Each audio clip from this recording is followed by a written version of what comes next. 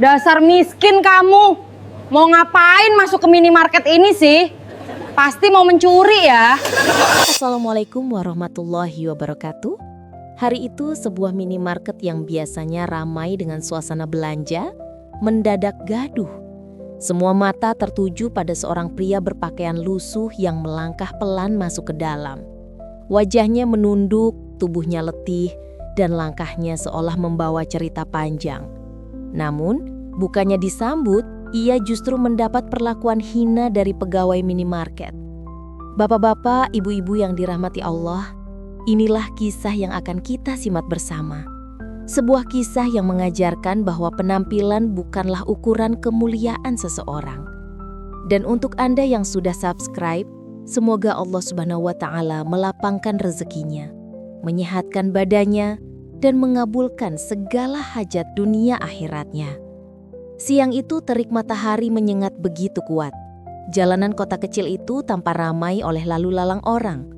Kendaraan melintas, klakson bersahut-sahutan, dan pedagang kaki lima sibuk menawarkan dagangannya. Di tengah keramaian itu tampak seorang pria parubaya berjalan pelan dengan langkah gontai. Namanya Pak Hasan. Pak Hasan mengenakan kemeja lusuh berwarna coklat pudar yang sudah bertahun-tahun tak diganti. Celana hitamnya longgar dan mulai memudar warnanya. Sandal jepit tipis menempel di kakinya. Sudah aus di bagian tumit. Dari bahunya tergantung sebuah tas kain kusam yang seolah membawa beban lebih berat dari tubuhnya sendiri. Wajah Pak Hasan tampak letih, keringat menetes di pelipis, namun matanya memancarkan kesabaran. Ia berjalan menuju sebuah minimarket yang berdiri megah di pinggir jalan. Tempat itu menjadi tujuan banyak orang untuk berbelanja, dengan kaca yang berkilau dan pintu otomatis yang selalu terbuka menyambut pelanggan. Namun bagi sebagian orang seperti Pak Hasan, masuk ke minimarket itu bukan perkara mudah. Penampilannya yang lusuh membuat banyak mata langsung menatap sinis. Beberapa orang berbisik pelan. Pengemis ya? Jangan-jangan mau minta-minta. Ada juga yang menutup hidung, seolah mencium aroma tak sedap hanya dari melihat pakaian usang yang dikenakan. Dengan langkah perlahan, Pak Hasan mencoba masuk. Di tangannya ada beberapa lembar uang lusuh yang digenggam erat. Uang itu hasil keringatnya bekerja membantu mengangkat barang di pasar pagi tadi. Bukan jumlah besar, tapi cukup untuk membeli sepotong roti dan sebungkus susu untuk anaknya yang sedang sakit di rumah. Begitu kaki Pak Hasan melangkah melewati pintu otomatis, tiba-tiba seorang pegawai minimarket berusia muda menghentikan langkahnya. Wajah pegawai itu dipenuhi rasa curiga. Ia berdiri menghadang sambil menatap tajam. "Mau apa, Pak?" Suaranya lantang, penuh kecurigaan. "Kalau mau ngemis, jangan di sini. Ini tempat belanja, bukan tempat minta-minta." Pak Hasan terdiam, matanya menunduk. Ia mencoba menjelaskan dengan suara lirih. "Saya hanya ingin beli roti, Nak. Anak saya di rumah sedang sakit." Namun kalimat itu belum selesai. Pegawai lain yang mendengar justru menimpali dengan nada menghina. "Alasan saja, mana mungkin orang seperti ini bisa beli barang di sini? Pasti nanti bikin masalah. Sudah, keluar saja sebelum bikin kotor minimarket." Kata-kata kasar itu membuat beberapa pelanggan yang sedang berbelanja menoleh. Ada yang tersenyum sinis, ada yang menatap jijik, dan sebagian lain pura-pura tak peduli. Hati Pak Hasan terasa remuk. Ia tak pernah menyangka niat sederhana untuk membeli makanan bagi anaknya harus dibalas dengan penghinaan yang menusuk. Uang di tangannya terasa panas seolah tidak ada harganya di mata orang lain. "Pak, keluar sekarang juga," bentak pegawai itu lagi. Kali ini lebih keras. "Kalau tidak, saya panggil satpam." Benar saja. Satpam yang berdiri di depan pintu masuk ikut mendekat. Dengan sikap tegas ia menatap Pak Hasan dari atas ke bawah, seolah sedang menilai seorang kriminal. "Ayo Pak, jangan bikin ribut. Kalau mau minta-minta, cari tempat lain." Pak Hasan menarik napas panjang. Dadanya sesak. Ia ingin marah, ingin membela diri, namun lidahnya keluh. Dalam hatinya hanya ada doa lirih. Semoga anaknya tetap kuat menahan sakit meski ia kagel membawa pulang makanan. Suasana minimarket semakin gaduh. Beberapa pelanggan mulai berbisik. Kenapa orang seperti itu masuk ke sini? Ganggu pemandangan saja. Ada pula yang menertawakan seakan penderitaan orang lain adalah hiburan. Namun yang tak mereka tahu, di balik penampilan lusuh Pak Hasan, tersimpan cerita besar. Sebuah rahasia yang akan mengubah pandangan semua orang di tempat itu. Sebuah kebenaran yang dalam waktu singkat akan membuat pegawai yang menghina habis-habisan tadi menyesali ucapannya dengan air mata. Hari itu Allah sedang menyiapkan sebuah pelajaran besar bagi semua orang di dalam minimarket itu. Bahwa tidak semua yang tampak miskin itu hina, dan tidak semua yang tampak sederhana itu rendah. Suasana di dalam minimarket semakin memanas. Satpam sudah bersiap menggiring Pak Hasan keluar, sementara pegawai yang menghina tadi semakin lantang suaranya. Ia merasa berhak mengusir pria lusuh yang dianggap mengganggu kenyamanan pelanggan. "Pak, jangan pura-pura mau belanja. Sudah jelas Bapak tidak mampu. Jangan bikin malu di sini," ucap pegawai itu sambil melipat tangannya di dada, wajahnya penuh kesombongan. Pak Hasan hanya menunduk. Tangannya yang menggenggam uang mulai bergetar. Hatinya remuk, bukan karena ditolak, tapi karena kehormatannya diinjak-injak di depan banyak orang. Namun ia tetap sabar, meski dadanya bergemuruh menahan rasa sakit yang tak terkatakan. Beberapa pelanggan yang sejak tadi memperhatikan mulai merasa tak nyaman. Ada yang berbisik pelan, "Kenapa pegawai itu kasar sekali? Kalau memang mau belanja, kenapa tidak diberi kesempatan?" Namun suara itu tenggelam di tengah keributan. Sebagian besar pelanggan lain hanya memilih diam, tidak berani ikut campur. Saat itulah pintu otomatis minimarket kembali terbuka. Masuklah seorang pria berpenampilan rapi, mengenakan jas sederhana, kemeja putih bersih, dan sepatu mengkilap. Wajahnya tenang namun berwibawa. Semua orang langsung memberi jalan karena aura kewibawaan terpancar jelas darinya. Pria itu menghentikan langkahnya begitu melihat keributan. Matanya tertuju pada sosok Pak Hasan yang tertunduk. Dahinya berkerut, hatinya bergetar. Ia mendekat, menyingkirkan satpam yang tadi hendak menarik Pak Hasan keluar. "Pak Hasan, apakah benar ini Bapak?" Suaranya pelan namun penuh keharuan. Semua orang terdiam. Pegawai yang tadi menghina melongo, tidak mengerti apa yang terjadi. Satpam pun mundur setapak, heran dengan panggilan penuh hormat dari pria berjas itu. Pak Hasan mendongak perlahan. Matanya terbelalak, seakan tak percaya. "Kamu? Raffi?" Suaranya bergetar seperti seorang ayah yang bertemu anaknya setelah sekian lama. Pria berjas itu langsung memeluk Pak Hasan erat-erat. Air matanya jatuh tanpa bisa ditahan. "Ya Allah, guru saya, sudah lama sekali." "Bapak sehat kan?" "Astagfirullah, bagaimana mungkin Bapak diperlakukan seperti ini?" Kerumunan yang sejak tadi berisik mendadak hening. Semua orang terperangah. "Guru? Jadi pria lusuh yang dihina habis-habisan itu adalah seorang guru?" Raffi lalu menoleh ke arah pegawai dan satpam. Tatapannya tajam, penuh kekecewaan. "Kalian tahu siapa beliau? Beliau ini guru saya.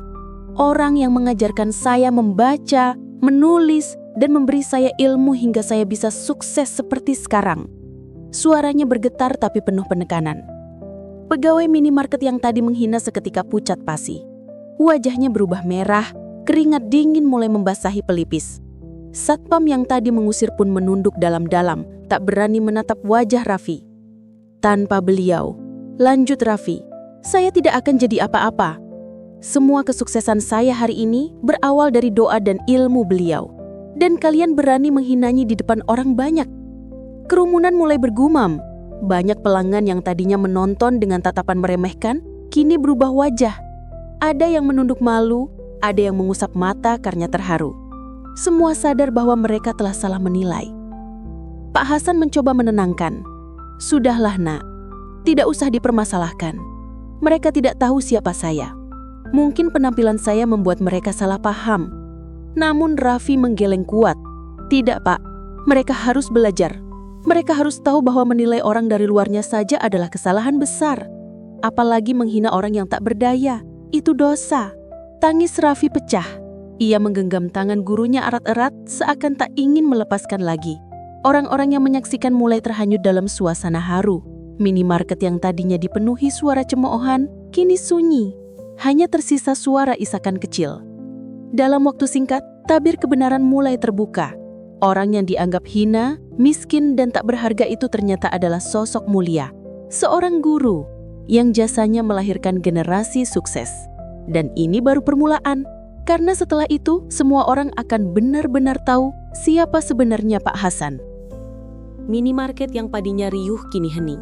Semua mata masih tertuju pada pertemuan penuh haru antara Raffi dan Pak Hasan. Tangis Raffi belum reda, sementara Pak Hasan mencoba menepuk-nepuk punggungnya dengan lembut. Seperti dulu, ketika ia masih menjadi murid kecil di sekolah dasar. Namun keheningan itu segera berubah menjadi momen yang tak terlupakan. Raffi berdiri tegak, menatap semua orang yang ada di minimarket itu. Suaranya lantang, namun bergetar oleh emosi. Saudara-saudara sekalian, dengarkan baik-baik. Pria yang kalian hina barusan bukan orang sembarangan. Beliau adalah guru saya. Guru yang mengajarkan huruf demi huruf, angka demi angka, hingga saya bisa membaca, menulis, dan akhirnya meraih kesuksesan. Kerumunan terpaku. Pegawai yang tadi menghina menundukkan kepala semakin dalam. Wajahnya merah padam. Satpam yang ikut mencegah masuk pun merasa lututnya gemetar. Mereka tak menyangka orang yang tadi mereka usir dengan kasar ternyata adalah sosok yang begitu berjasa bagi orang lain. Raffi melanjutkan dengan suara yang semakin tegas. Hari ini saya bisa berdiri di sini, memiliki usaha yang kalian lihat, mempekerjakan ratusan orang. Semuanya berawal dari doa dan didikan beliau. Kalau bukan karena guru seperti Pak Hasan, saya mungkin tidak akan pernah jadi siapa-siapa. Beberapa pelanggan menutup mulut mereka dengan tangan, menahan isak tangis.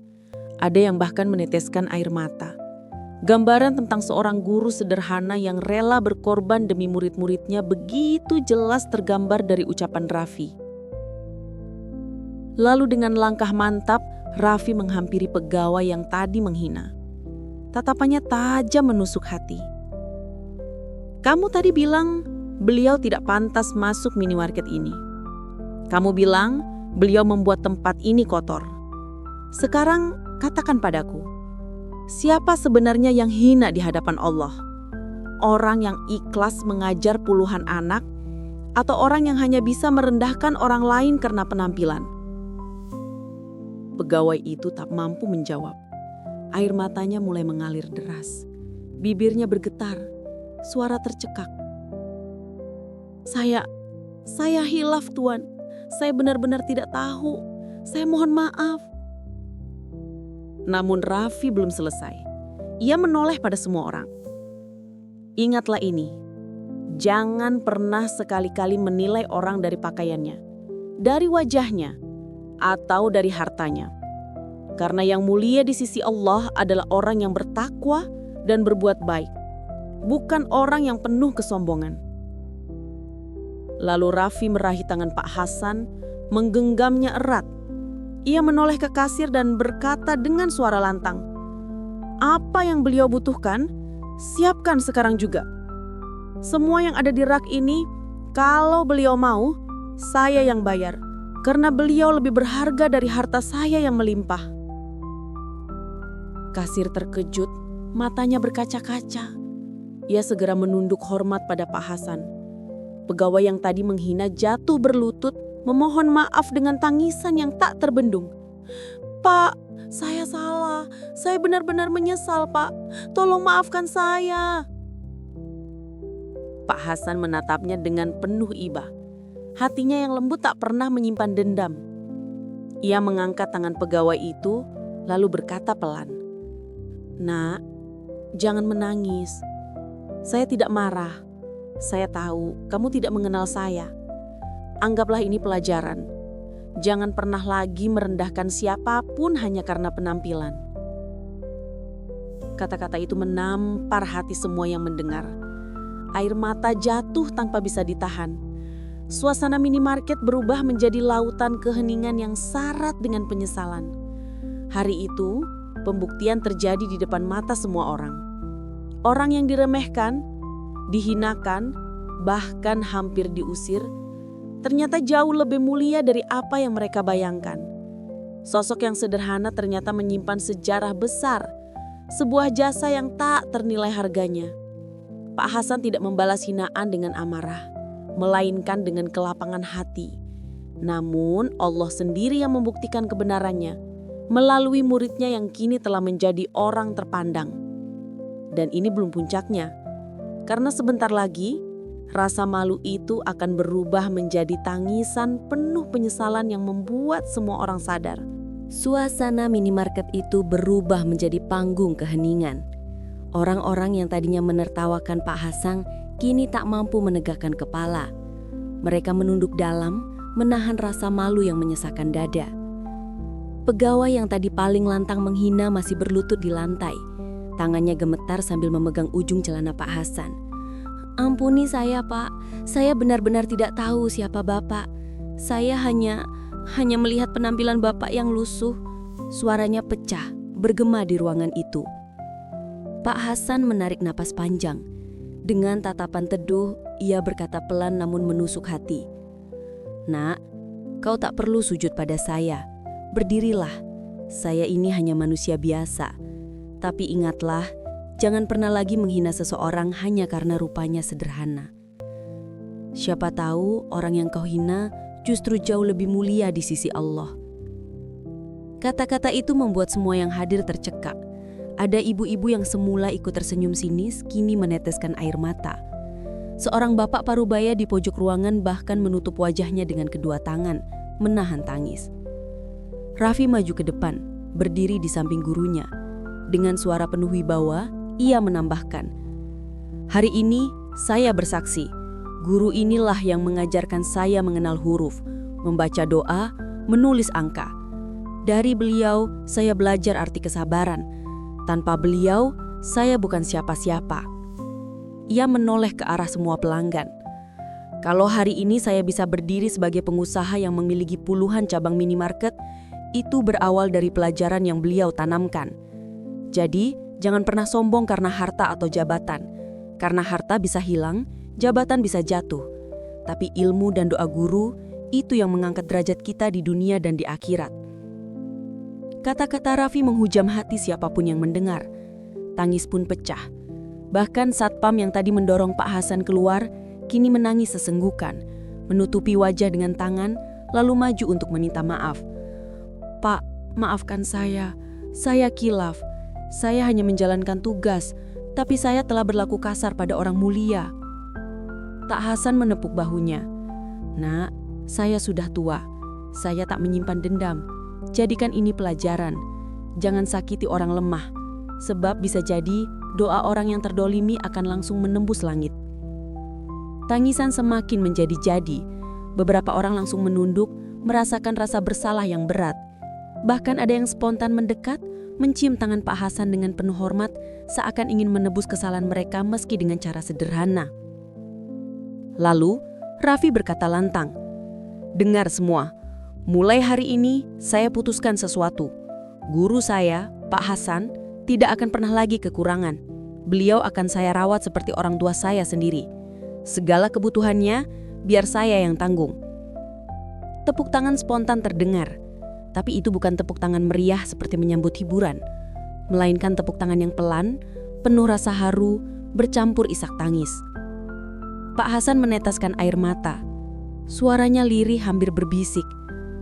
"Raffi, nak, jangan seperti itu. Saya sudah ikhlas hidup sederhana." Namun Raffi menggeleng memegang kedua tangannya erat. "Tidak, Pak. Bapak sudah terlalu lama berkorban untuk orang lain tanpa meminta imbalan. Sekarang, biarlah saya yang membalas meski tak sebanding dengan jasa Bapak. Inilah saatnya murid membahagiakan gurunya." Semua orang di ruangan itu terseduh. Ada yang spontan mengusap air matanya dengan kerudung, ada pula yang berbisik lirih, "Astagfirullah, kita sudah keterlaluan. Kita salah menilai." Minimarket yang tadinya tempat penuh ejekan berubah menjadi ruang taubat, ruang kesadaran. Orang-orang pulang dengan hati bergetar membawa pelajaran yang akan mereka kenang sepanjang hidup. Jangan pernah menghina siapapun, karena kita tak pernah tahu siapa orang itu di hadapan Allah. Hari itu air mata penyesalan menjadi saksi. Hinaan berubah jadi doa, kebencian berubah jadi pelukan, dan kesombongan hancur luluh di hadapan kemuliaan seorang guru yang ikhlas. Hari itu, setelah kejadian yang menggetarkan hati di minimarket, suasana benar-benar berubah. Orang-orang yang tadinya hanya sekadar mampir untuk berbelanja, pulang dengan membawa sesuatu yang jauh lebih berharga daripada sekadar kantong belanjaan. Mereka membawa pelajaran hidup yang dalam. Pak Hasan duduk di kursi yang disediakan oleh Raffi. Wajahnya masih teduh, meski matanya basah oleh air mata. Senyumnya sederhana, seolah tidak ada dendam, tidak ada amarah. Justru dari raut wajahnya terpancar cahaya ketenangan yang membuat semua orang segan. Raffi dengan penuh hormat duduk di samping gurunya. Ia tak lagi peduli pada urusan toko, pada antrean pelanggan, atau urusan administrasi. Yang ada di hatinya hanya satu, bagaimana membahagiakan sosok yang pernah berjasa besar dalam hidupnya. "Bapak," ucap Raffi pelan, "mulai hari ini saya ingin Bapak menganggap saya seperti anak kandung sendiri. Segala kebutuhan Bapak biar saya yang tanggung. Saya ingin Bapak tinggal di rumah yang layak, dengan fasilitas yang nyaman, tidak lagi hidup sendirian dalam kesederhanaan yang melelahkan." Pak Hasan menatap Raffi lama. Suaranya bergetar ketika menjawab, "Nak, jangan sampai Bapak membuatmu berat hati. Saya sudah terbiasa hidup sederhana. Tapi kalau itu membuatmu tenang, insya Allah saya terima. Semoga Allah menjadikanmu anak yang saleh, dan semoga Allah melipat gandakan rizkimu." Doa itu membuat hati semua orang yang mendengar luluh, sebab doa seorang guru yang ikhlas ibarat doa orang tua yang langsung menembus ke langit. Pegawai minimarket yang tadi menghina, kini tak henti-hentinya meneteskan air mata. Dengan suara serak ia berkata, "Pak, tolong maafkan saya. Saya benar-benar hilaf. Saya menilai Bapak dari pakaian lusuh tanpa tahu siapa Bapak sebenarnya. Saya merasa hina." Pak Hasan tersenyum lembut. "Nak, maaf itu sudah saya berikan sejak pertama kali kau meminta. Jadikan ini pelajaran. Ingatlah, pakaian bisa menipu mata, tapi akhlak adalah pakaian sejati manusia. Jangan ulangi kesalahan ini pada orang lain." Kata-kata itu kembali menancap dalam hati siapapun yang mendengar. Banyak dari pelanggan yang spontan menunduk, merasa seakan ikut tersindir. Ibu-ibu yang dari tadi terdiam akhirnya angkat bicara. "Astagfirullah, betapa sering kita meremehkan orang karena penampilan. Padahal bisa jadi orang itulah yang justru lebih mulia di sisi Allah." Raffi lalu berdiri dan berkata lantang, "Hari ini saya saksikan sendiri bagaimana Allah membalikkan keadaan dalam sekejap.